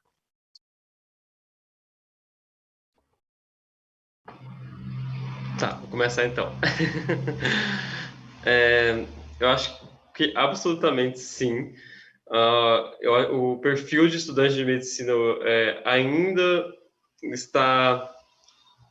é elitizado, mas com certeza as cotas foram um passo importante nesse processo, e com certeza eu vejo isso muito na minha universidade, assim, porque quando eu ingressei, estava saindo da universidade a última turma que tinha entrado sem cotas, e as discussões que eram feitas na universidade mudou muito nesse período. Isso é uma coisa que é falado pelos estudantes, pelos professores. Se hoje talvez a gente discuta temas sobre saúde de populações negligenciadas nas mais diversas disciplinas, e saúde, seja saúde LGBT, seja saúde da população negra, seja saúde da população indígena com deficiência, com certeza a inserção dos estudantes nesses espaços foi um aspecto importante nisso, né? E eu acho que com certeza faz diferença da gente lidar com as adversidades, né?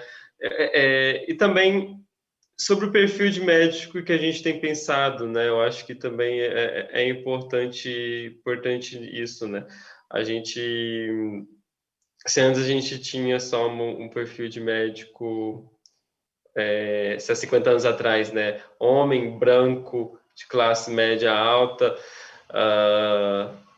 heterossexual, hoje a gente já tem mudado bastante isso, e com certeza isso é fundamental para que a gente consiga refletir e questionar algumas coisas de como a saúde é construída dentro da universidade, né, e também fora dela, né? Com certeza isso faz total diferença.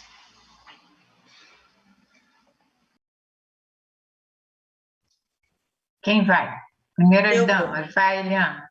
Não, eu acho também isso fundamental. Eu vejo uma mudança desse perfil, né? Eu já tenho aí uns 35 anos de prefeitura, mas tenho 40 de formada, o total pela universidade pública.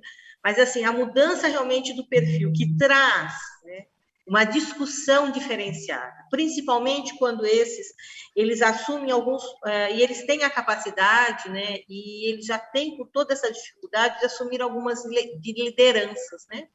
Então, algumas ligas que eles assumem, o próprio diretório, né? Eu também vejo muito bem o ProUni, né? Quantos, né? Porque aqui é uma universidade que principalmente que ela é particular, ela veio o ProUni, a diferença desses alunos do ProUni. É uma grande diferença, um grande envolvimento. Eles trazem realmente uma nova realidade. Eu costumo fazer assim, quando entram os alunos, eu sempre faço assim, tá bom, tá, né? Porque você quis medicina, etc. E tal. Mas aí eu pergunto sempre assim para eles: tem alguém, vocês, da sua família, que é médico, que não é, para você entender da onde vem o contexto e para você poder fazer essa diferenciação, porque você já identifica aquele que vai ter um perfil realmente, né? Porque todos dizem assim, eu quero porque eu tenho um sonho de salvar pessoas, né?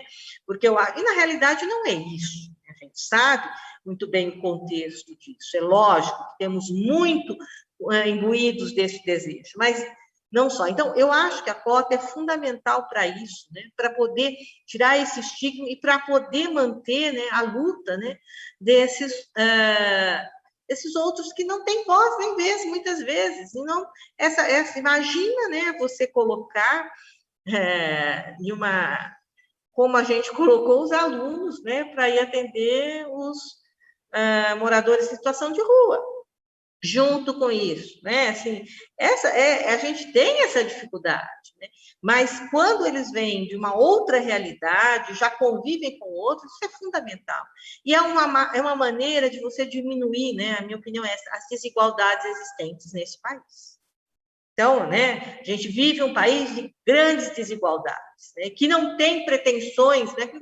Não se mostra que isso vai ser reduzido a nem curto, médio prazo, infelizmente.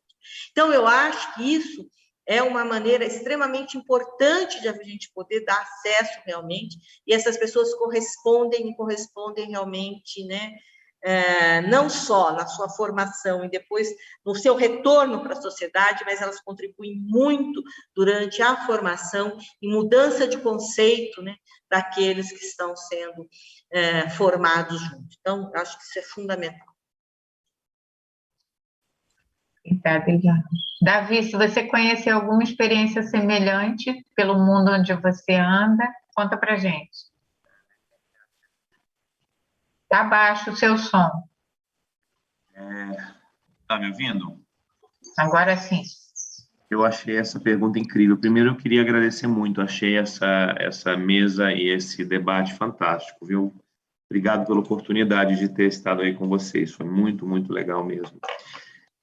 Eu acho, assim, eu tenho convivido com muitos alunos cotistas e pelo Banco Mundial eu propus uma pesquisa que foi da gente olhar a trajetória deles ao longo do tempo e agora começar a olhar a inserção deles após saírem da universidade, para ver para onde eles andam indo comparado aos outros colegas. Nós ainda estamos olhando para isso. Mas a sensação que eu tenho é que tem dois vetores, os dois de extremo significado. Um vetor é o da relação deles com os pacientes. Eles trazem bagagens, quando eles vão atender uma faxineira, enfim, uma agricultora, alguém, eles sabem, eles entendem do que eles estão falando, e aí o efeito é muito parecido na minha percepção subjetiva com o que você mencionou da benzedeira do Ceará, entendeu? Essa pessoa aqui, ela tem algo a mais. Então, eu acho que eles carregam um molho de chaves na mão que os outros não têm. E esse molho de chave que eles carregam é capaz de ligar motores que os outros não vão conseguir. Não adianta. Então, esse é um vetor. E o segundo vetor, tão poderoso quanto, na minha opinião, é dele sobre os outros colegas.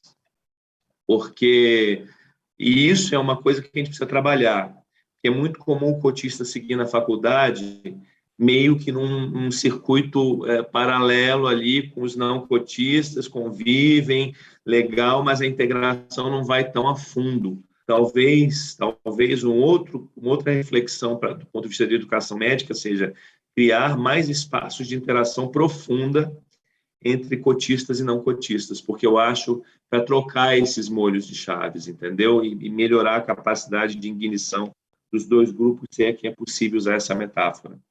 Eu vou falar só uma experiência que você me perguntou, então eu vou falar porque eu me lembrei na hora que você estava fazendo essa pergunta. Eu tenho uma grande amiga que é uma médica de Madagascar, doutora em Oxford, muito bem formada. E eu fui a Madagascar fazer uma missão, acho que foi ano passado, e eu conversando com o motorista do Banco Mundial, eu estava indo ver um projeto numa área do interior com agentes de saúde, o motorista me falou: doutor, o senhor tinha que ir ao sul do país, que no sul nós temos os mortos-vivos, no sul as pessoas, um grupo de pessoas, várias pessoas, elas conseguem morrer e ressuscitar até 7 vezes, então elas têm tem essa coisa boa no sul, né? Essa vantagem. Aí eu ouvi com aquele meu olhar assim, nossa, que pitoresco, né? E aí eu cheguei, voltei para o escritório do Banco Mundial e fui encontrar a avó, doido para conversar com ela, né? Minha colega, doutora, médica, enfim, ela é especialista. Falei, vô, que interessante, né? Essa história do mor-vivant, dos mortos-vivos do sul de Madagascar, que ressuscitam e como é que é a visão da população, né? Aí a avó olhou para mim com o rosto mais sério, ela falou: é super interessante, Davi. A minha avó já ressuscitou 3 vezes e a gente espera que ela ainda ressuscite pelo menos mais 4. Seríssima. E aquilo para mim foi uma epifania, porque eu pensei, olha só, assim, a força da academia de uma pessoa que fala 5 línguas, fez doutorado numa das melhores universidades do mundo, não retira esse amálgama cultural dela, então jamais subestimar isso. Eu acho que os cotistas trazem essa leitura que é riquíssima e na saúde faz uma diferença absurda. É isso. Muito legal sua pergunta. Queridos, eu acho que eu podia ficar aqui o dia inteiro conversando com vocês, mas tem uma cortina abrindo logo a seguir, que é a nossa atividade do Estúdio Paulo Freire, e eu vou precisar encerrar essa mesa com muita pena de não poder continuar conversando. e com a certeza que a força dos vínculos que a gente construiu ou reconstruiu aqui vão nos manter conectados. E vocês conectados à Associação Brasileira de Educação Médica, né, na perspectiva de poderem ser exemplo nessa mesa, a ser divulgado nas nossas redes, para que a gente, enfim, consiga chegar mais perto, né, do nosso desafio e da nossa missão. Nós estamos nos minutinhos para acabar. Eu vou pedir ao Telos que passe a gota de cultura, que vai nos inspirar para as últimas palavras de encerramento. Vamos ver juntos, então? Telos, está com você.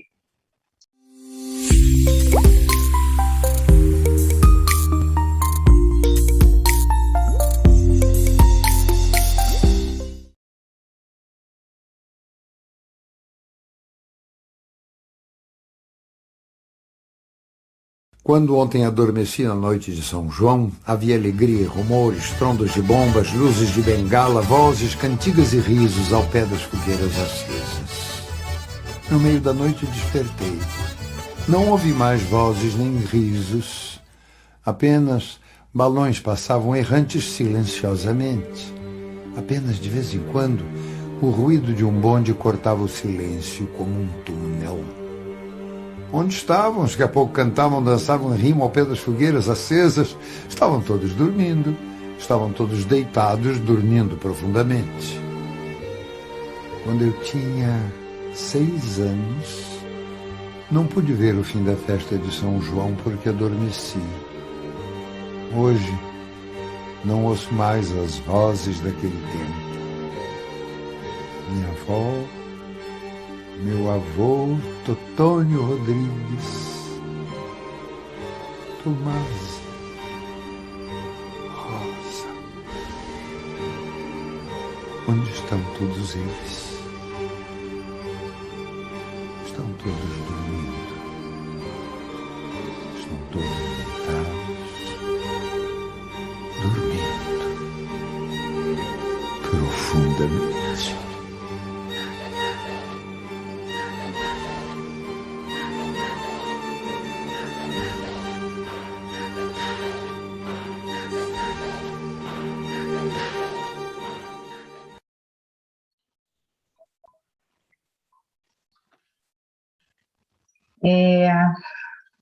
A gente começou e vai terminar falando desse desafio, né? Do quanto nós somos corresponsáveis no nosso cotidiano para que a tragédia da Covid no nosso país, com 590 mil mortes, mas com a Tomásia, os avós que têm nome e que têm dor nas suas famílias, não se repita. E isso tem total relação com a formação dos nossos profissionais de saúde. Eu queria passar para cada um, para 1 minutinho de palavra final de cada um de vocês. Vou começar pelo Matheus.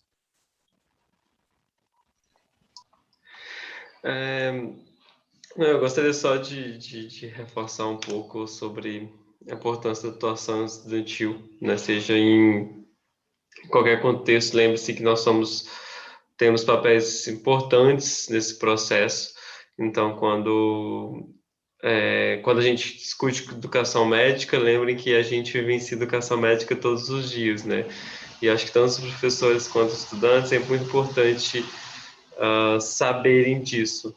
E nesse contexto também, de lembrar a importância da organização estudantil, né? A gente citou algumas vezes aqui diretórios acadêmicos e eu acho que é muito importante que enquanto estudante, a gente se organize até para que a gente possa, cada dia mais, conquistar mais espaço e também conseguir discutir e refletir profundamente sobre educação médica, né? Sempre nesse espaço temos muita participação dos estudantes e eu tenho certeza de que isso é bastante importante quando a gente está abordando esses assuntos, né? Enfim, agradeço também imensamente a oportunidade de estar falando aqui hoje e também reforço a honra que é de participar, dividindo a mesa com os palestrantes e a mediadora Denise. Obrigada, querido. Nada sobre vocês sem vocês. Eliana.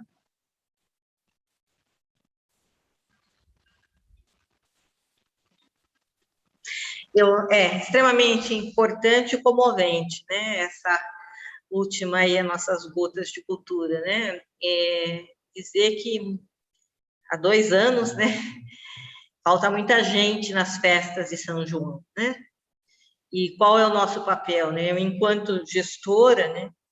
A cada dia que eu ponho a minha cabeça no travesseiro, eu tenho que ter a consciência de que eu fiz o meu melhor, né? Para salvar vidas.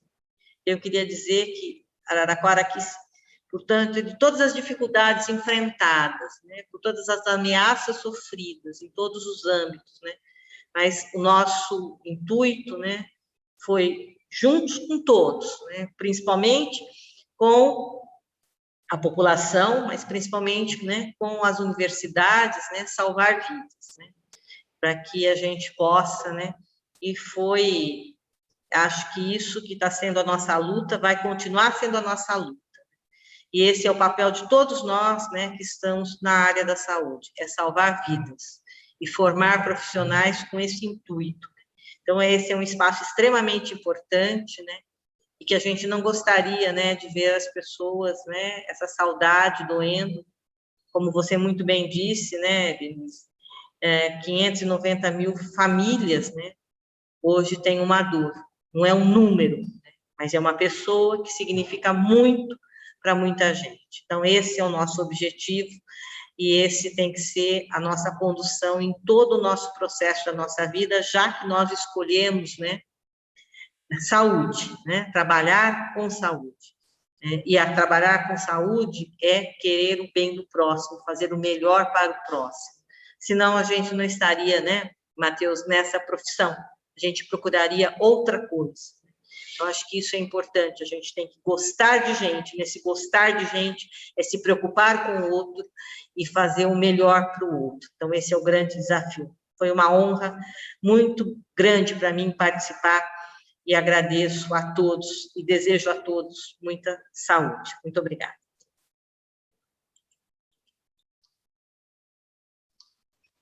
Obrigada, Eliana. Davi, fecha você. Quero poder dar um abraço para você na primeira oportunidade. Eliana e Diego, quero muito conhecê-los um dia. Espero que isso ocorra. E essa fala, eu acho que parece a voz do Paulo Altran, será? Essa fala me lembra que muitos adormeceram e se foram. Agora, eu acho que uma boa parte de nós que não nos fomos também se foi. Tem partes de dentro da gente que não estão mais aqui. Eu, pelo menos, sinto assim. E acho que ficaram espaços vazios, não só relacionados às pessoas que eventualmente perdemos, mas relacionados às vivências que tivemos, aos medos que nos assustaram, a esse novo mundo que se coloca e que nós não sabemos o que será. E acho que nós, como mestres, usando essa palavra na maior humildade possível, entendendo também os nossos, enfim, alunos como também nossos mestres, que nós possamos aprender juntos a reconstruir esses espaços e ficar esvaziados por essas coisas que foram, mesmo sem que nós tenhamos ido. É isso aí. Muito obrigado, pessoal. Obrigada, Davi. Encerramos a nossa mesa. Obrigado, Diego. Obrigado, Denis. Obrigado, Telos. Eu vou sair correndo. Beijo. Beijo, tchau.